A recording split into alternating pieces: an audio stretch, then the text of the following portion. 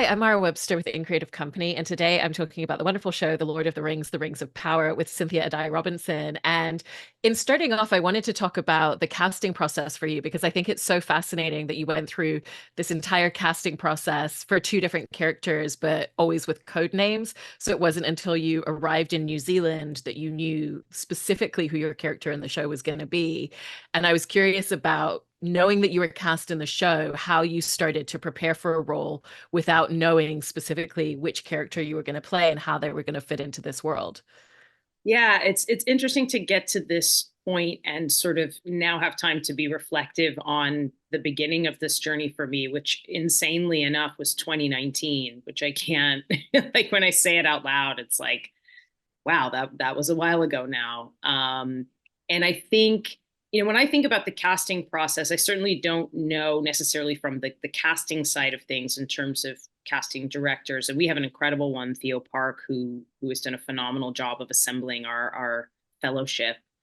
But I think in addition to whatever preparation you do for a character, there's also just whatever quality you possess that isn't necessarily about a performance. It's just there is something that you kind of carry with you naturally, fused with a character. And in some ways, that's almost, I would say, out of your control in a way. It's something that other people sense about you, pick up on. And what's nice is obviously it's nice to be cast as a queen and feel like there is something that I have about myself that people would buy, that I could lead an island nation. But I think there's preparation you can do, but then there's also just whatever you kind of are bringing unbeknownst to you that the creative team is looking for. And I did have all of the cast can tell you about every individual's long journey to get to the character they ultimately played. But as you said, I auditioned for another character initially, had my journey with that, didn't get it. And I remember just being, devastated at the time and going, oh God, I really wanted to be part of this. And when the role of Midiel came around and it had, this code name and just a vague description, I sensed that she was a leader, but that still didn't give me enough in terms of trying to then dig through the lore. There are obviously so many characters in Tolkien's world that it would be kind of looking for a needle in a haystack to try to add up all the clues. And when I initially went to New Zealand, at the time you had to do the 2 weeks of quarantine before you could then enter the country. And so myself and my husband were just locked in this hotel room together for 2 weeks, preparing for entry. And so I had the first three scripts, I believe, that were initially given to me that I could then read and finally get an understanding of, okay, well, I see the sort of introduction of this character, the introduction of Numenor, where she's from. And then when I sort of went to do my own digging, sort of saw her place in the lore, but there was still a lot of sort of spaces in between. There was going to be room to sort of interpret and add, between myself and the sort of vision that the showrunners have for the character.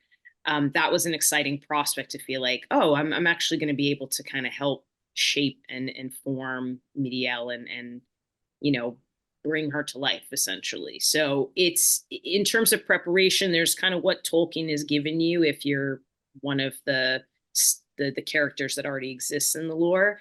And then I suppose in some ways it's also bringing your own life experience, your own, again, interpretation of why a character would sort of take the steps they're taking at any given point. So yeah, I mean, it's preparation and then a little bit of magic, a little bit of fairy dust. And you mentioned that you had the first three scripts, so you didn't have the whole season, but you did have the opportunity to sit down with the showrunners and they kind of talked you through certain aspects of her arc. And how helpful was it to kind of know where her journey was going? Because one of the things that they talked to you specifically about was her losing her sight towards the end of season one. So my memory, and I feel like whenever I recount this, the showrunners kind of go, ah, because I'm sure if we could have, we would have filmed chronologically and built and grown with the characters. But with the logistics of filming, sometimes you've got to go out of order. You have a location, and so you've got to shoot it when you have it. And so out of the 8 episode, season, my first days of filming were from episode 7.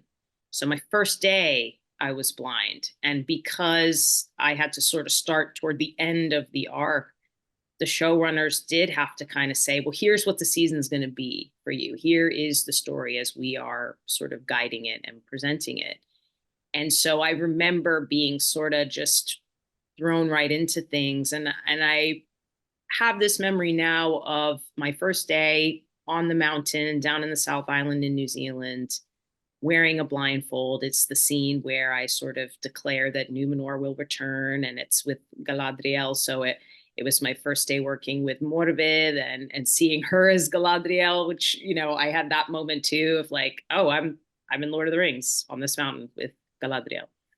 But I also remember having to wear a blindfold and remembering how isolated and cut off it suddenly made me from everybody around me, because it turns out that when your eyes are covered, people are probably not going to come up to you.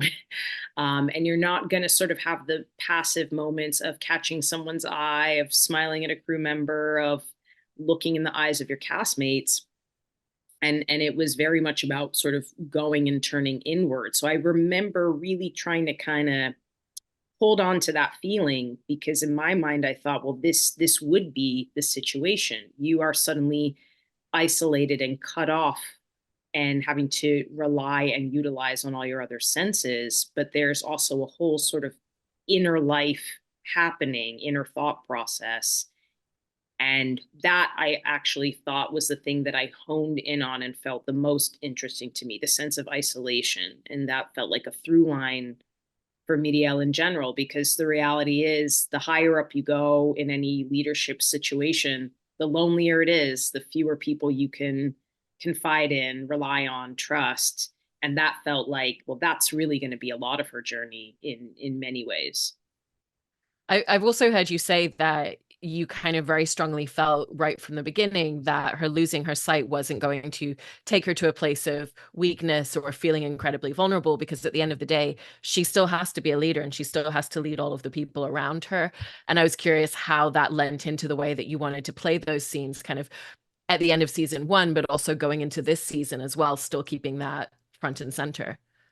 Yeah, I mean, I definitely have to give a lot of credit, because I remember in our conversations as well, our amazing Director Supreme, Charlotte Brandstrom, who is also doing a lot of heavy lifting in season 2 and directed 4 of our episodes this season. She was the first director I worked with in season 1. She did 2 of our episodes, 6 and 7. And that also was very much her note, as far as this is not a moment of self-pity. This is not a woe is me, situation. And so the idea of really still carrying herself with dignity and having to move on and accept very quickly this condition, which in some ways she kind of already had a clue into because of the Palantir and sort of what was coming through, this idea of darkness. It's almost like a after the fact connecting of the dots, that this all makes sense now. This now is kind of in some ways predetermined, and perhaps is part of the order of events.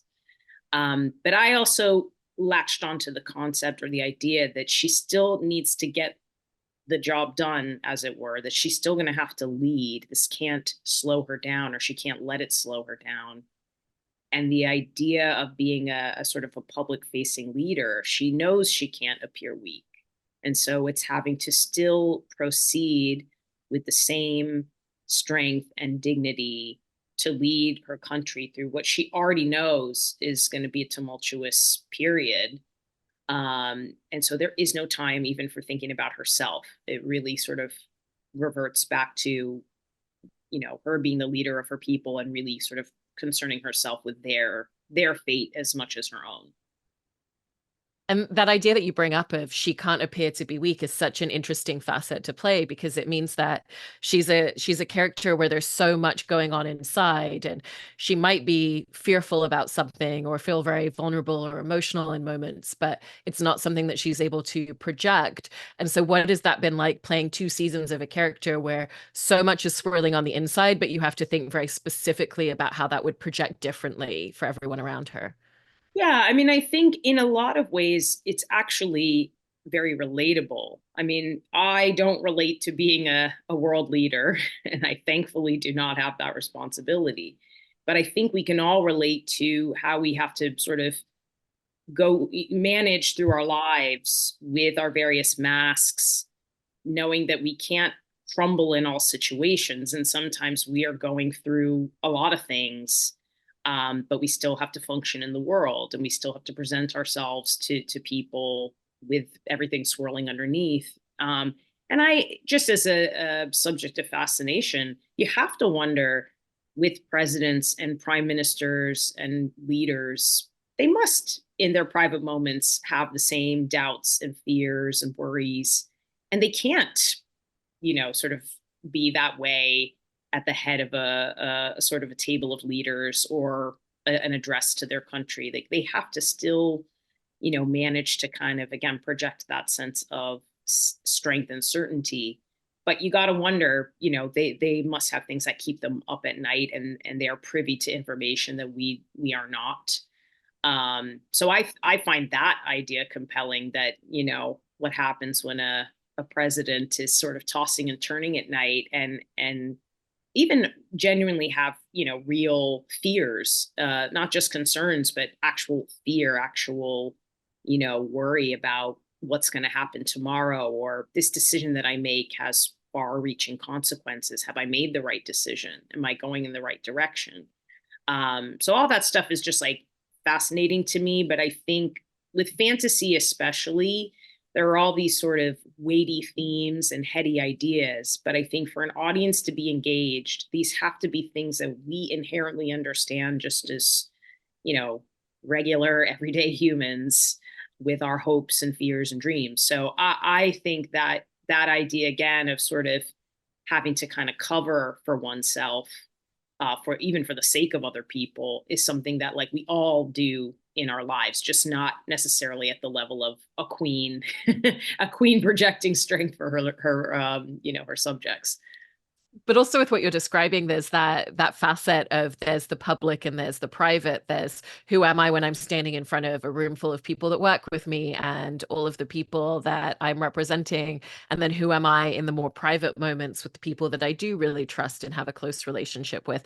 And what are some of the slight differences that you wanted to play into this character in terms of those two different spaces for her?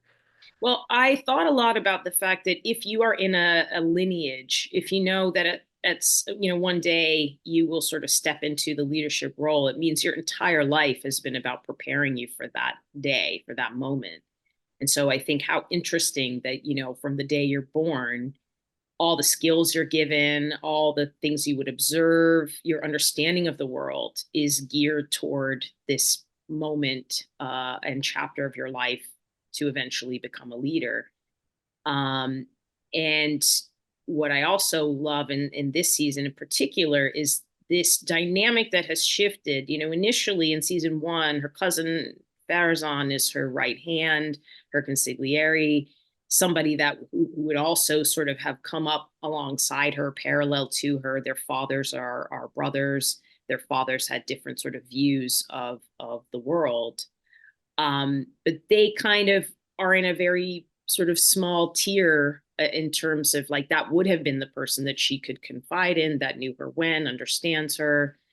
And now it has shifted away from him, because he's clearly, going for the power grab. And there's a new person that is sort of at her side. It is an evolving dynamic. And in terms of this dynamic that we're seeing in season two with Elendil, it is a very different situation, but they are essentially bonded not only by the trauma that they've experienced at the end of season one, but their shared worldview and that understanding of like, we get each other and we get where we believe this country should go, and their sense of conviction and their sense of love for their island that they want to preserve and save. um so I think that this shift in terms of like, this is a different person and a new dynamic for her to be able to sort of trust someone in this way. And I kind of love, Lloyd and I had a lot of conversations about how we wanted to kind of, portray this dynamic, because it sort of transcends leader, loyal subject. It definitely transcends something that would be kind of romantic. I mean, it's vibes, there's vibes there, but I love the idea that they have this sort of deep shared love, um, for their belief, and that is the thing that bonds them in a very sort of special way. And there's also that added facet of she literally has to trust him so complicitly with the fact that he's also now her eyes in the world, and that creates a different layer to it as well.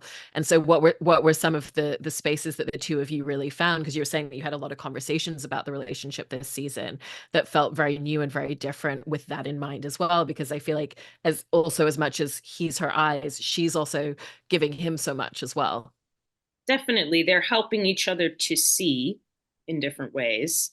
And the sort of element of blindness, there's obviously her literal blindness, but it's allegorical as well. And she very much is sort of, she's a savvy operator. I mean, again, as a people who as a person who has observed people all her life, like that's one of her strengths as well. Like what clues can you sort of observe from how people are interacting with each other, that gives you a deeper understanding of their motives. And we see that in the first, or in the third episode rather, at the funeral, when she's kind of asking him, well, what do you see? Because I'm going to interpret for you what that really means. What I love about kind of where they go as the season progresses is they both are going to have this test of faith. And what Lloyd and I talked a lot about is the sort of this idea of faith, and not necessarily religious faith, or I would say not specifically religious faith, more like a conviction of your beliefs. And that conviction butting up against what your gut and your heart and your soul are telling you. Because as things sort of kick off in Numenor, and as Farazan now is sort of enacting things to kind of start stripping away, the traditional and the things of old, it is that thing of, do I just blindly follow, what I'm meant to believe, when at my core, this feels wrong? What I'm seeing unfold does not sit well with me, and I know it's wrong. I can't just sort of say, well, if it's meant to be, it's meant to be, and I should just trust in that. This doesn't feel right with me. And both of them are going to be tested with that idea of, your faith and what your faith dictates versus what your heart and your soul tell your body. And if you have that much trust and faith, to sort of put yourself in harm's way and say, what's meant to be is meant to be, that intellectually sounds well and good. But if it's like, but what if you don't make it? What if you don't come back from this test? Am I meant to have faith in that? Like, I can't, I can't sort of justify that in my mind. And so I think that sort of reveals to one another, I think, a truth in that, like, they have conviction, and yet they don't want that person to sacrifice themselves. That suddenly feels like a step too far in the test of, your beliefs and your convictions. So, we really kind of, with these scenes, tried to just look at under the layers of kind of just the actual scenes, and try to really kind of pull out that idea, because that was something that really, it certainly spoke to me. And it felt, again, very relatable in that sense of like, but this feels wrong, even though I'm told this is what's supposed to happen and this is what's meant to be. Like, I can't reconcile that. Or how do I reconcile that? So it gets very dramatic in Numenor, and unfortunately, that sort of split in the society deepens. and it's tied, we are not necessarily connected to all things with the rings this season. But as Sauron has unleashed his evil and it's spreading across Middle Earth, it's coming for Numenor. It's going down in Numenor, like no doubt about it.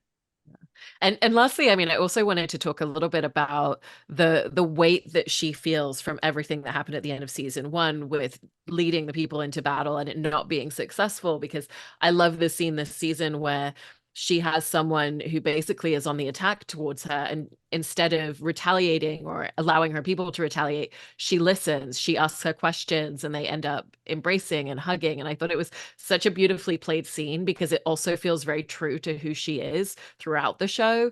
And so I was curious how the idea of I'm the person that made this choice and many people lost close people to them because of choices and decisions that I made, how that shaped a lot of season two for you with her. Yeah, I mean, I remember that scene was the very first scene that we filmed when we came back to do season two. And there was a version of the scene where, yeah, this person who lost a son in battle, slaps Midiel. It's shocking. It's, the sort of gasp moment. And I think there was an earlier version where after that happens, I sort of delivered this speech to the people to kind of try and, settle them and to say, yes, I understand your pain. And I remember, I talked about it with the showrunners, and it was like, yes, she would sort of want to relay this to the people, but in that moment, it really is actually about that woman.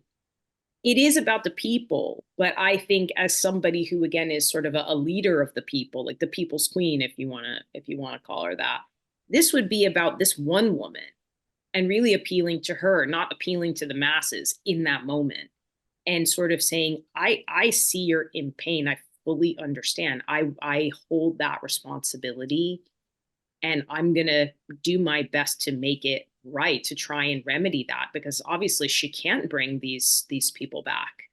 And so I thought that felt very specific to me, that it has to be about addressing this woman and not taking it as a moment to give a grand speech, because that to me felt like, well, that isn't really what the moment is about. It's about this woman's pain, this woman who's right in front of me, and embracing her. Everybody thinks I'm going to call the guards and have her dragged away, and really it's about this woman is in pain. I feel her pain. I'm in pain too. This is a moment of grief.